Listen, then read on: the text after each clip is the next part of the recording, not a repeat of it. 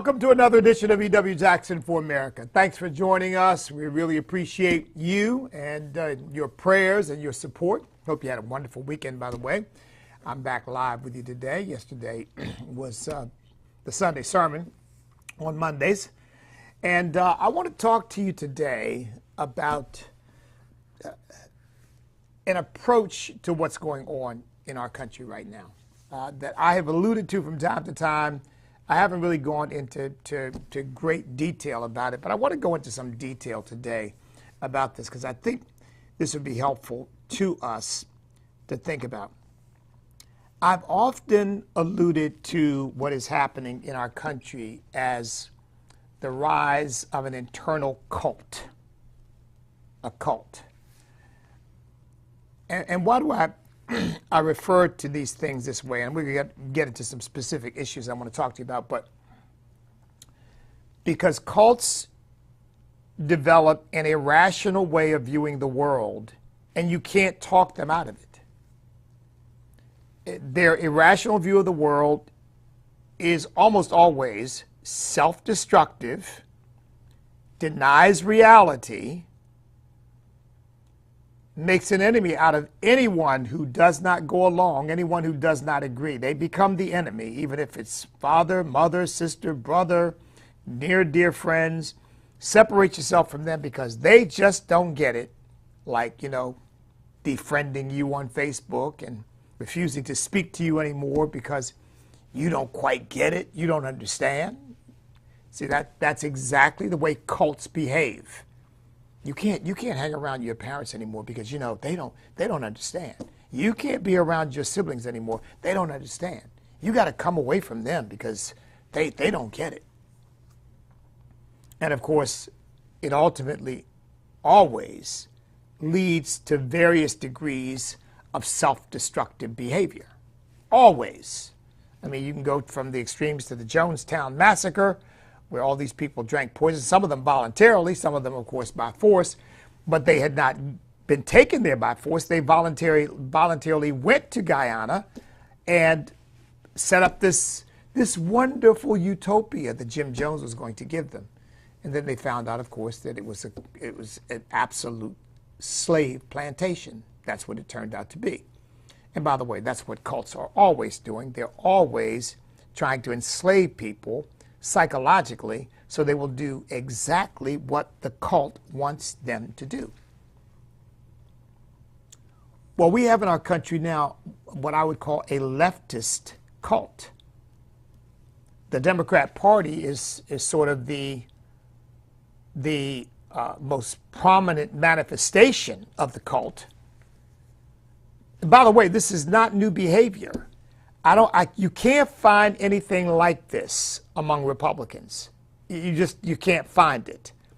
But I mean, it's the Democrat Party that produced the Ku Klux Klan. What was the Ku Klux Klan? What is the Ku Klux Klan? They're not nearly as prominent. I'm sure they're KKK members today, but they don't really have any influence, and they are marginalized because society has completely rejected them. But nevertheless, the Democrat Party produced that internal cult, that terrorist cult called the Ku Klux Klan. That's what it was. It was a terrorist cult. A bunch of people who had an irrational view of life, who could not be persuaded out of it, that irrational way of life was self-destructive as well as destructive of others. And of course, it made an enemy out of anybody who didn't go along. I mean, I don't need to remind you of the nasty things, not that they started with the Ku Klux Klan, but that the Ku Klux Klan came up with to describe people who didn't go along with their philosophy that black people were animals who you could kill just like they were ants. It just didn't matter. And if you didn't agree with that, you were a blank lover.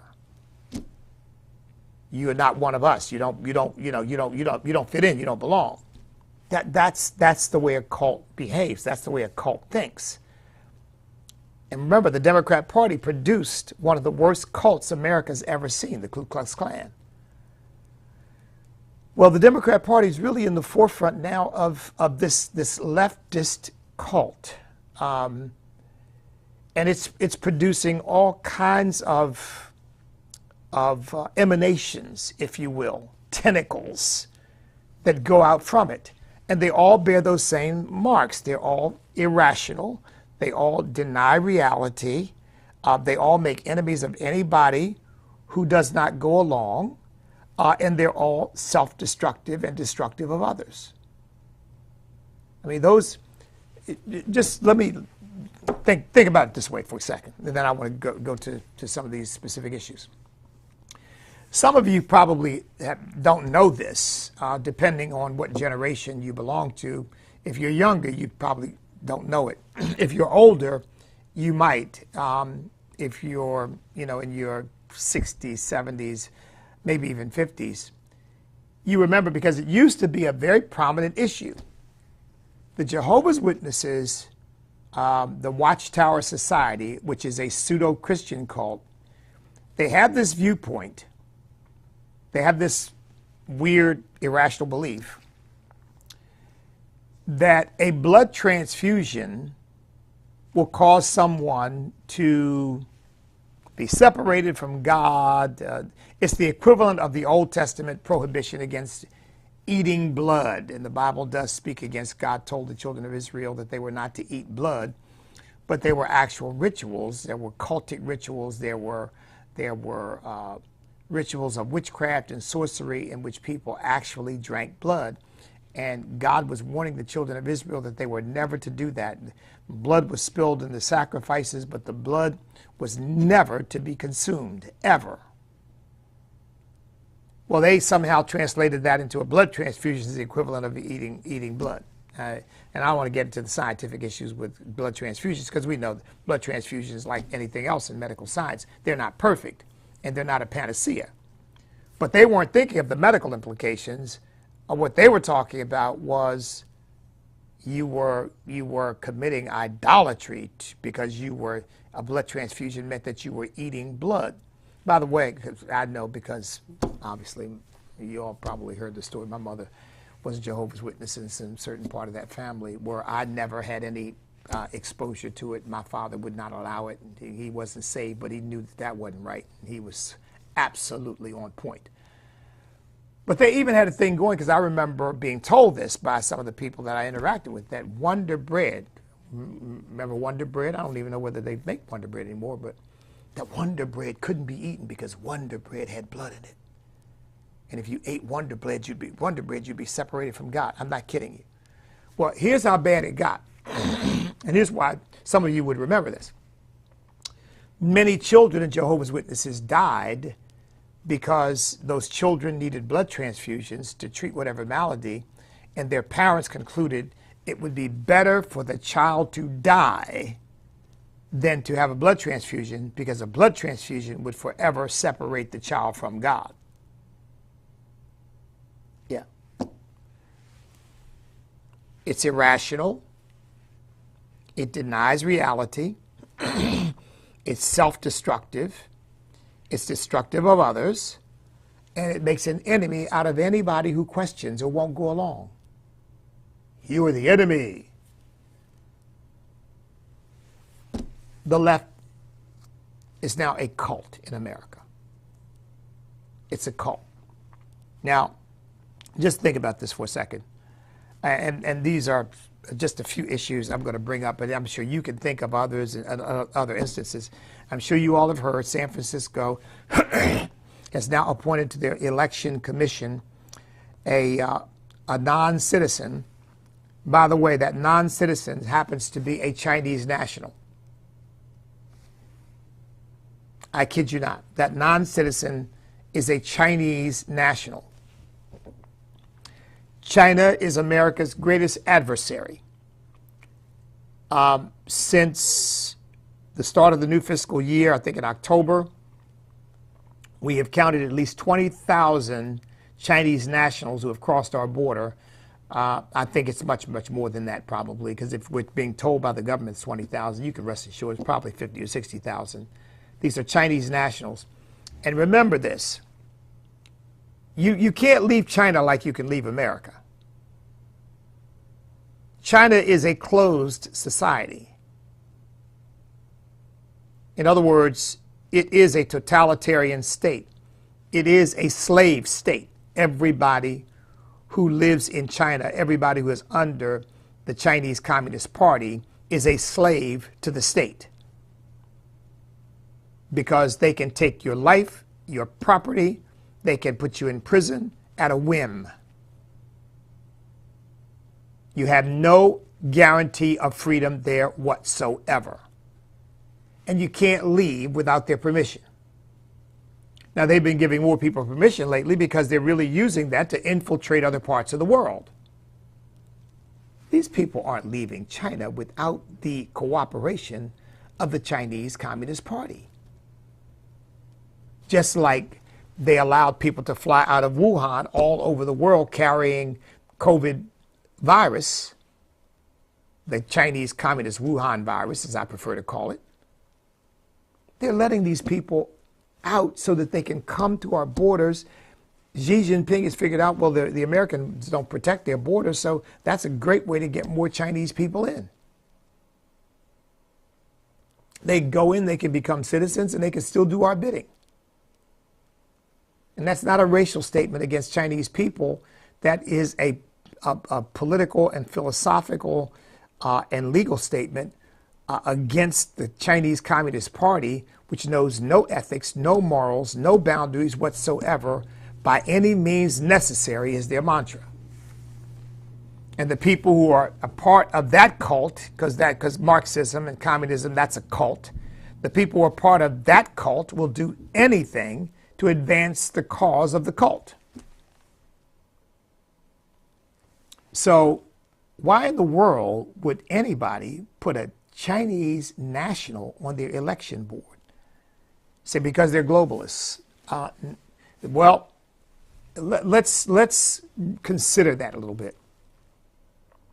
Because I think most people who are caught up in this stuff like that, they don't even know what globalism is. But I tell you what, I think they do understand, even better than globalism, that they hate America. That America is somehow in the way of some great utopia that could be had if only American greed and racism and social injustice, if we could just get rid of that, if we could just get rid of America as we know it today, oh, the world would just be a wonderful place. Now, again, that's a denial of reality, because when you look around the world, what do you see? You see oppression of every kind on every level throughout the entire world, pretty much. There might be some few minor exceptions. I mean, even Australia, which we consider to be part of the West, look at the way they cracked down on people during COVID. I mean, they became a police state, even worse than we did. So you look around the world, even you go to Western Europe, and the things I'm saying to you now, you couldn't say in Western Europe. I'd be fined or imprisoned. And those are supposed to be the free countries. I say homosexuality is sin because the Bible says so. The police knock on your door and say you're under arrest. I mean, I am not exaggerating. These are supposed to be free countries. Not to mention the Muslim world, where being a Christian will get you killed. So you look all over the world, it's not you can say, oh, look at the world. The world is such a wonderful place. I wish America would catch up. No. But that's the unreality that they live in. If only America could be brought to heel, the world could be such a great place.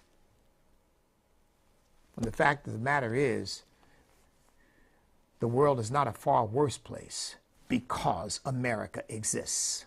Because we have been the greatest force for liberty and human dignity and opportunity and raising the standard of living so that people are not eking out an existence. I think I told you this before, but half the world, 4 billion people, live on about $5 a day. I forget the number of those who live on about $1 a day, but I think it's like 1.5 billion live on $1 a day. The standard of living in America is so far beyond anything the rest of the world knows that it's you can't even make the comparison. But yet they'll tell you, oh, America's the problem. And so the reason why we have open borders, the reason why we put foreign nationals from adversary countries on election boards, and you have cities now wanting to have illegal immigrants who have no right to be here at all voting in elections.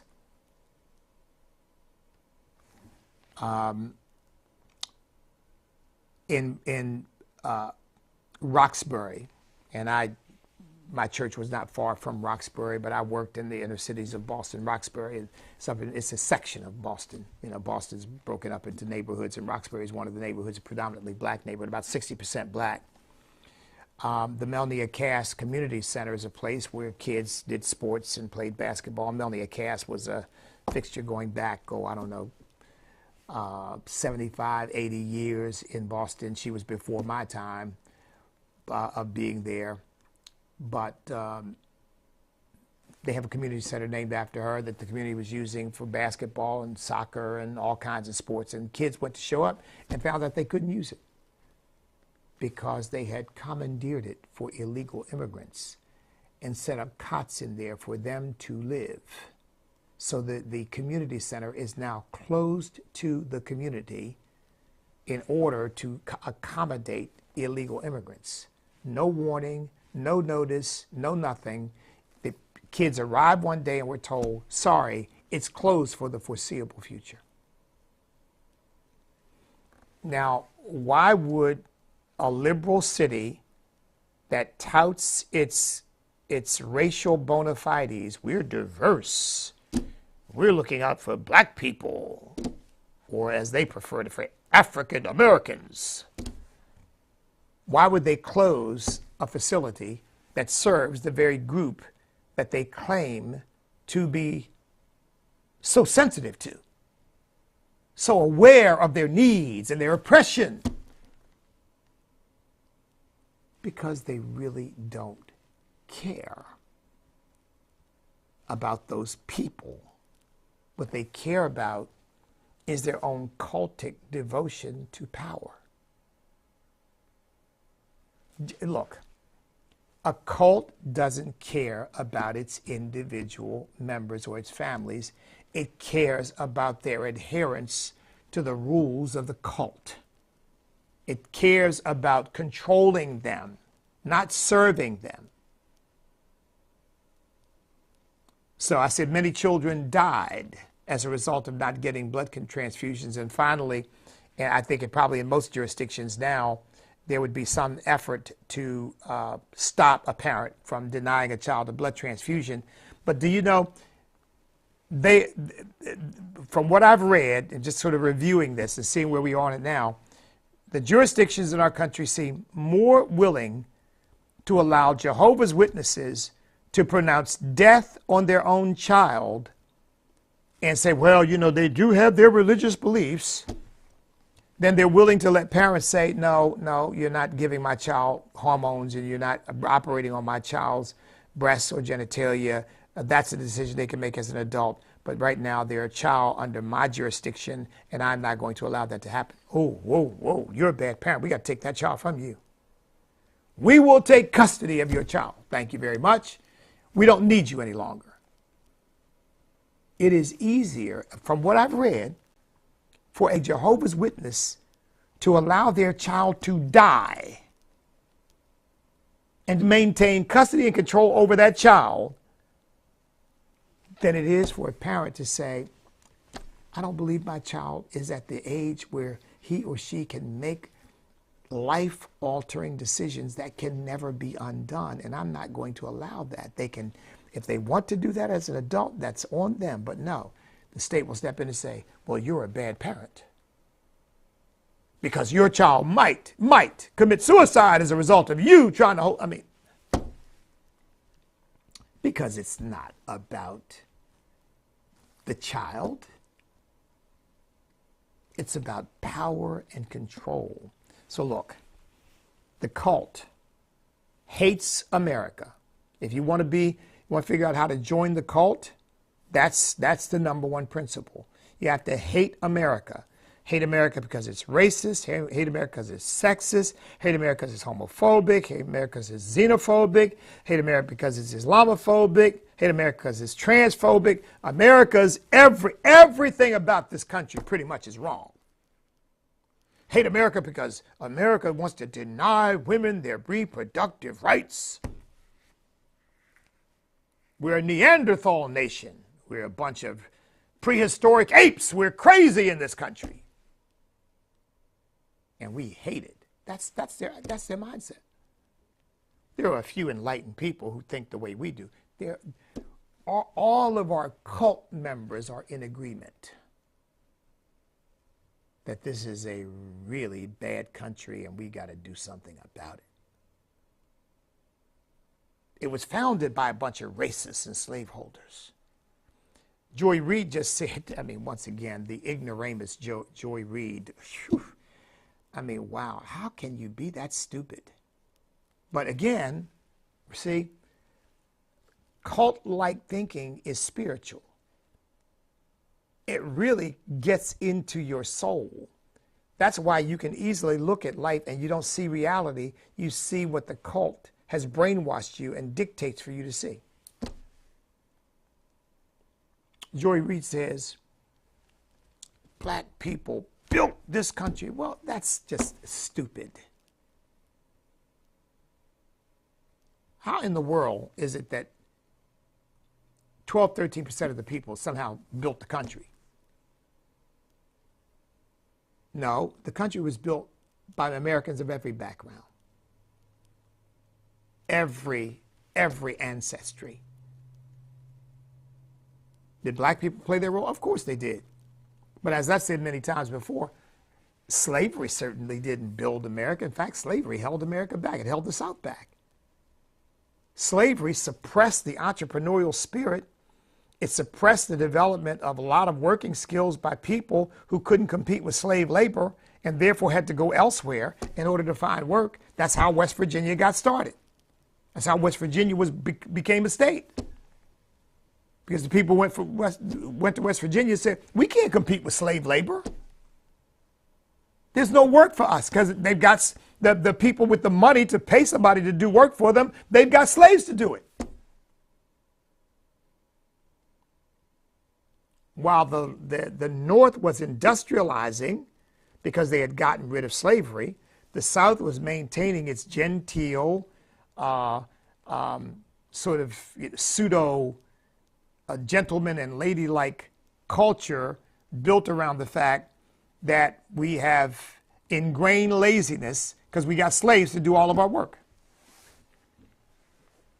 And by the way, remember, that was a small part of the population, but those are the people with the money to employ others. And they didn't have to because they had slaves to do the work.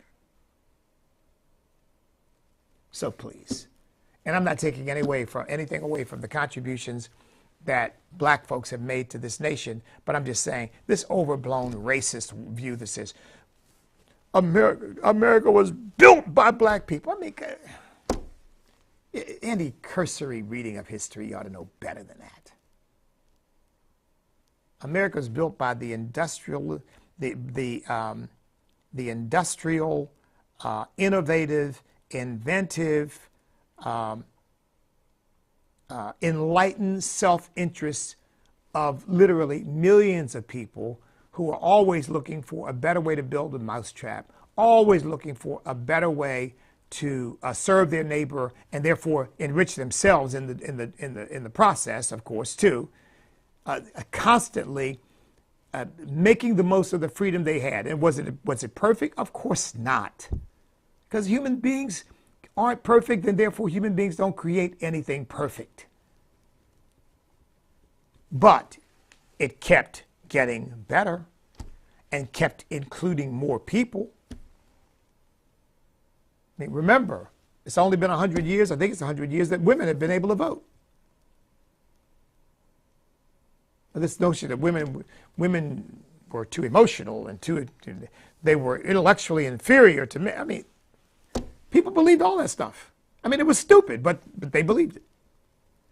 Because frankly, they've been taught to believe that throughout human history. And it's only in the last 100 years that America's begun to shed that. And of course, now the feminist movement has taken it to the nth degree. And now, you know, women are superior to men, particularly if you're a woman who used to be a man. Now you're doubly superior. I mean, that's how confusing. The cult always leads you to greater levels of irrationality and greater levels of the denial of reality. That's the way it goes. And I've said before, Jehovah's Witnesses, I just happen to know more about Jehovah's Witnesses than any of these other cults, but if you study the others, you'd see the same patterns. But Jehovah's Witnesses predicted the end of the world 9 times. How many times have we heard from the climate change tentacle of the cult, because that's part of the cult too, that the world's coming to an end. It's coming to an end. What was it, 3 years ago, maybe 4 now, that Alexandria Ocasio-Cortez predicted that we had 12 years left. So I think we're down to 9 or 8 now, right? So eat, drink, and be merry, for in 8 years it's all over anyway, because we are too stupid to do anything about climate change, and the planet's about to explode on us all. I mean, and you say, you might say, well, they don't really believe that. I wonder how many Jehovah's Witnesses really believed that the world was coming to an end on whatever date they set. But you know what? They espoused it. And I guarantee you many believed it. I know, because I watch people who said, well, why would I go to college? The world's coming to an end.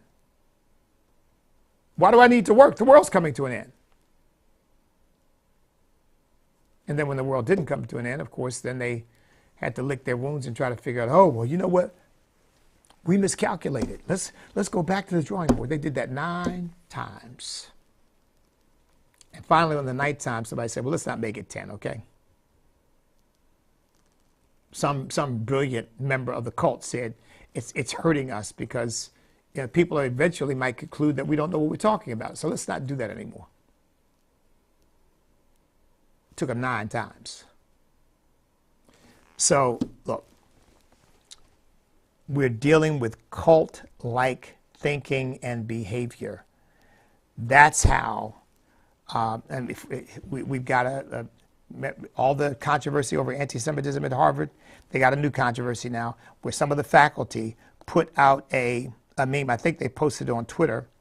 Yeah, they posted it on Twitter where they talked about African people having an understanding of the Palestinian people because they're in solidarity with the Black liberation movement. And this whole meme about how Black folks are, of course, attracted to the Palestinian because Palestinian liberation movement because we share the same concerns. And they actually go back and brag about how the Black Panther Party aligned itself with the Palestinian resistance because both were struggles against racism and Zionism and imperialism. Harvard faculty put that out. Because you see, and what do you think Harvard's going to do about that? Nothing. Because you see, the cult, even when there is pressure, just like the pressure on Jehovah's Witnesses to do away with this, you know, letting children die because they can't have blood transfusions, when the pressure is on, what the cult always does is try to mouth what they think people want to hear in order to relieve the pressure. But their beliefs are so ingrained that they are incapable of responding differently. They're so brainwashed that they're incapable of responding differently. It's like the child who's gotten caught up in some cult coming home and the parents say, but this stuff is crazy, it's wrong.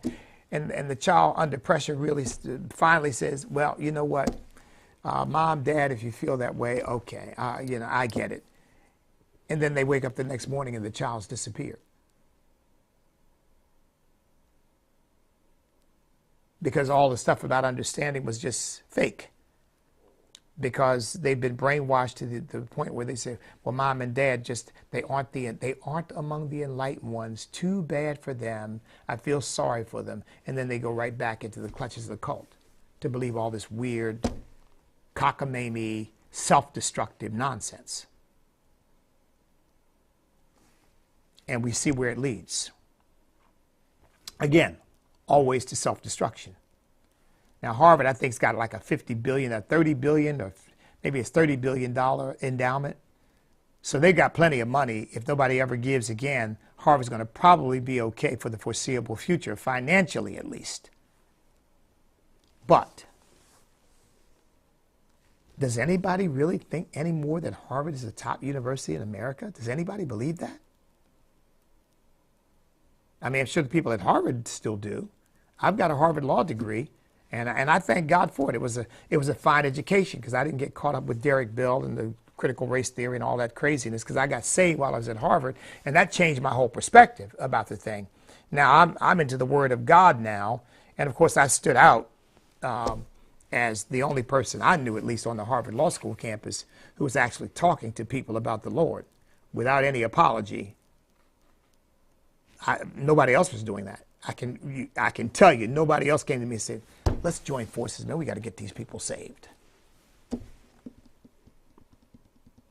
So that sheltered me and kept me from a lot of the craziness that they would have loved to have tried to get me involved in.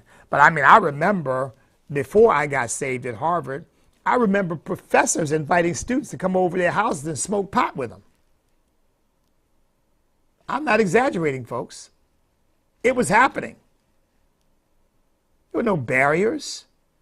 This wasn't while I was at Harvard, but after I left, they ended up prosecuting a guy who started a sex ring at Harvard, where at the law school, where he was basically filming women who he basically paid to try to seduce men, then film the women, and then blackmailed the women and the men that he was going to release the videos if they didn't pay him a certain amount of money. So he had a sex ring and extortion going. He was a Harvard Law School student. He ended up going to jail. I don't know whatever happened to him, but yeah. I mean, look, there were drug dealers on the Harvard Law School campus. I knew because I knew them. And I have to tell you, folks, I would think about that and say, these are the people who are going to help lead the country. We are in trouble. And I wasn't even saved when I was thinking that. I was just thinking, wow. Just the whole unsaved rank sinner but I had enough sense to realize if these are the people who are going to lead the country, we are in trouble. In fact, and I'll never forget this. We were having a discussion one time about the future of America with a group of students, and one of the students piped up and said, well, you know what? We don't have anything to worry about because we will flood the country with so many drugs that so many people will be high that it won't even be a problem running the country and taking it wherever we want it to go. I'll never forget it. And I just thought, wow, what a demonic, I didn't think demonic then because again, I wasn't saved then, but I just thought, what an evil kind of dark view of humanity and of America's finest, presumably. So, and I mentioned what's going on in Roxbury right now. I talked about Joy Reid. I talked about what's happening in San Francisco. Oh, now, and Rob Reiner, this is part of the cult too. I said, you know, it hates America. See, the globalism is really, to me, a response in part because we know America's all messed up. We got to have something better, and all these conflicts don't work. So, since we hate America, what can we have? I'm a citizen of the world. We need one world government. We need global governance in order to resolve all these problems that America has primarily created, because that's really where they're coming from. America's primarily created it. Well, I cannot fail to mention that they also hate Christianity. Now look, they don't hate Hinduism, they don't hate Buddhism, they don't hate Islam as violent and vicious and terroristic as much of Islam is. Islam is producing most of the terror in the world today. The enslavement, the human trafficking, the rapes, the murder of Christians, particularly in Africa right now, in sub-Saharan Africa, Boko Haram, and other these terroristic cults, Islamic terroristic cults, are killing people. But the left doesn't hate them. No. They hate Christianity. They hate Christianity. And you know what? Every cult really does. Every cult has a critique of the Church of Jesus Christ. Every cult has a critique of the born-again believers. Every cult has a critique of who Jesus Christ is. They deny his deity. They deny his death on the cross. They deny that he's God come in the flesh. They deny salvation as we know it. Every cult focuses on Jesus. They don't hate each other for the most part. Now, I think the Muslims and the Hindus in India do fight a little bit, because Hinduism and Buddhism, by the way, in spite of the pictures of, oh, they're such peaceful religions. Namaste. Well, that's a lie, too. Because Buddhists in parts of the world are very violent, and again, one of their targets is Christians. So Rob Reiner is on a tear now about Christian nationalism, and that Trump is leading a Christian nationalist movement, and they're going to basically destroy democracy as we know it, because they deny, because they don't like America, therefore they deny or want to destroy. Either they deny it completely or they want to destroy it. Sometimes, well, America's not Christian. Founding fathers weren't Christians, and Christianity has nothing to do with America. Or they say, we've got to get rid of Christianity. Christianity is dangerous. Christian nationalism, he says Rob Reiner, is going to destroy America. We got to get rid of it. See, we Christians are being marginalized and labeled.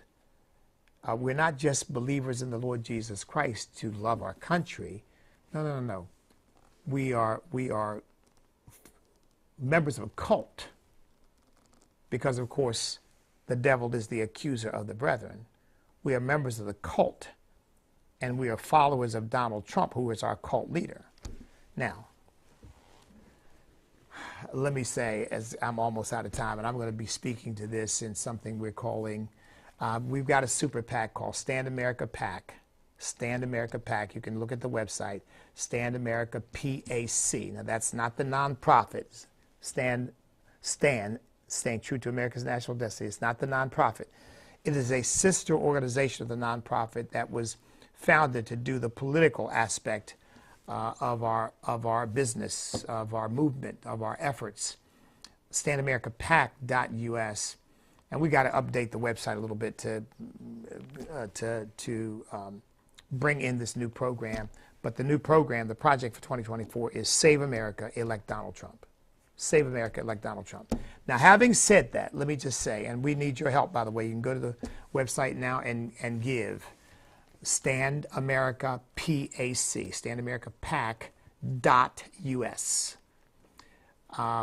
We're focusing on evangelicals and black voters, Hispanic voters where we can, but evangelical and black voters primarily. Evangelicals to answer just what I've suggested to you just now, which is an effort to demoralize Christians by saying, you Christians are supporting Donald Trump. Why, Donald Trump is a bad person. How can you as a Christian? I mean, because you're hearing this stuff already. You're a Christian nationalist, which is a way, sort of a backhanded way of saying you're a Nazi. That's really what they're getting at. You're like a Nazi. So let me just say two things. Number one is, I don't apologize at all for supporting Donald Trump as a Christian, and I have no pangs of conscience over it whatsoever. I know that Donald Trump is not perfect. And by the way, I'm not mesmerized by Donald Trump. I don't follow Donald Trump, so whatever Donald Trump says, I just agree with, because there are things that Donald Trump has said and things that Donald Trump has done that I don't agree with, and I don't mind telling people. But I look at the man's track record and what he has done for America, what he did for America in the 4 years of his presidency, and I ask the question, to whom am I willing to trust for 4 years with the stewardship of my beloved country? And the answer, if you have to choose between Joe Biden and Nikki Haley and Donald Trump, the answer is a no-brainer. It's Donald Trump. Is it Donald Trump because he's perfect and everything that Donald Trump says, I just mindlessly agree with? No. No. Because I don't agree with him on everything. But it's Donald Trump because I really believe that Donald Trump has demonstrated by his track record that he loves America, that he cares about the American people, that he wants what's best for our country. I don't think for a minute it's ridiculous, the idea that Donald Trump wants to be a dictator and Donald Trump wants to end elections and Donald Trump wants to, I mean, all that stuff is preposterous. I wish he hadn't joked around with it and said, I'll just be dictator for a day. But anybody who follows him and knows him, he loves tweaking. He loves tweaking the left. And that's one of the things I wish he wouldn't do, but he loves doing it. Donald Trump has no more interest in being a dictator than I do. That's just, it's ridiculous. I tell you what Donald Trump does have an interest in. He has an interest in securing our borders. He has an interest in getting our economy up and running again. He has an interest in limiting the power of government over the lives of the American people by diminishing the regulations that we are facing. He has an interest in creating energy independence for our country. He has an interest in bringing crime under control so the American people do not have to walk the streets looking over their shoulders, wondering when they're going to be carjacked or when they're going to be robbed or when they're going to be sucker punched or when something's going to happen to them just because criminals are being allowed to run rampant and take over our streets. Yeah, Donald Trump's going to do those things. And Donald Trump is going to be a president who's not ashamed to say, I love America. I love our country. I respect our flag. I respect the Constitution. Is he perfect? No, of course not. There's only one person who walked the face of the earth who was, and that's Jesus, the Christ, the Son of the living God. Aside from him, the rest of us have feet of clay. And if by some miracle of God, I was the one who was about to be nominated and the polls were suggesting I could be the next president of the United States, guess what? You wouldn't have a perfect president in me. And if somebody dug hard enough and long enough, they certainly find some stuff they could say, oh, you know what he said then? You know what he did then? They could go, oh my goodness, I won't even start. But that's being a human being.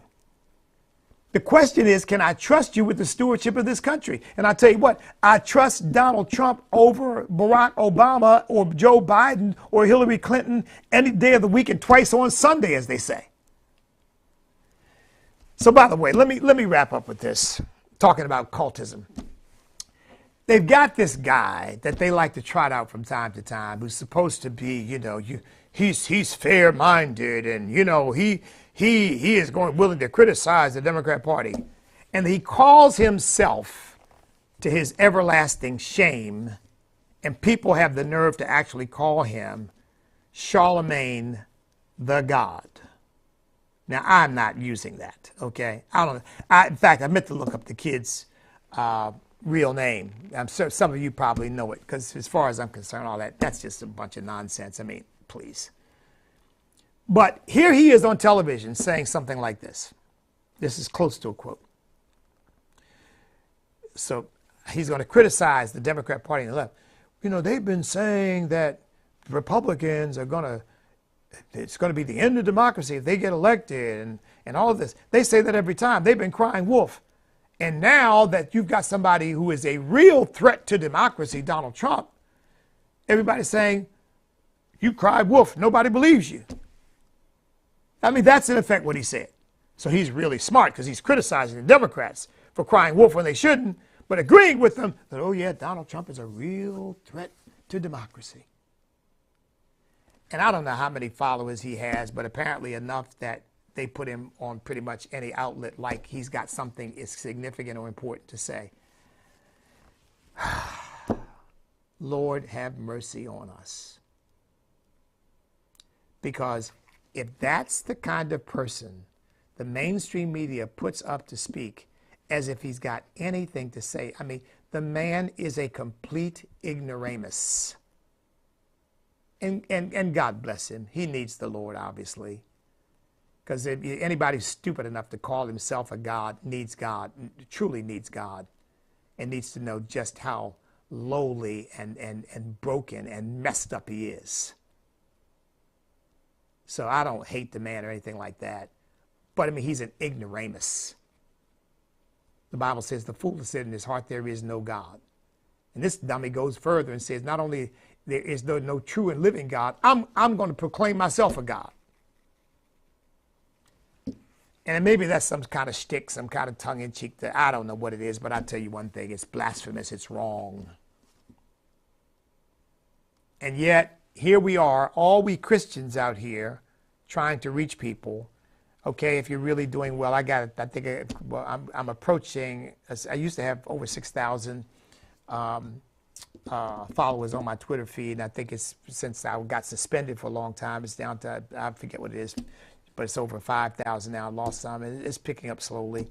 I got 26,000 Facebook followers, and I've got, I forget how many thousands of YouTube subscribers. They won't monetize my account because my content is harmful.